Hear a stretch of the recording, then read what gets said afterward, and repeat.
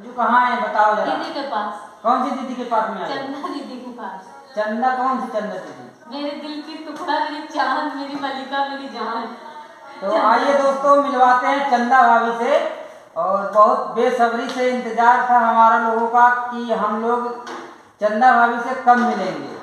ठीक है, और आइए मुलाकात करवाते हैं भाभी जी से। भाभी जी हमारे चैनल में हेलो दोस्तों, नमस्ते, प्रणाम। चैनल के नाम मंजू अनिल 0642। मंजू अनिल 0642। ये यूट्यूब चैनल। इस चैनल को हमको प्रमोशन करने का जरूरत नहीं है, ऐसे भी प्रमोशन है, बड़ा चैनल है।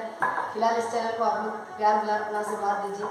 और आज हमारे यहाँ भैया और बच्ची दोनों लोग आए हैं अयोध्या में, और कल राम जी के दर्शन भी किया जाएगा। और दीदी ले जाएंगे कराने के लिए। जी बिल्कुल ले जाएंगे। और खाना बन गया है, जो कि रोटी सिर्फ बन रही है। और दीदी खाना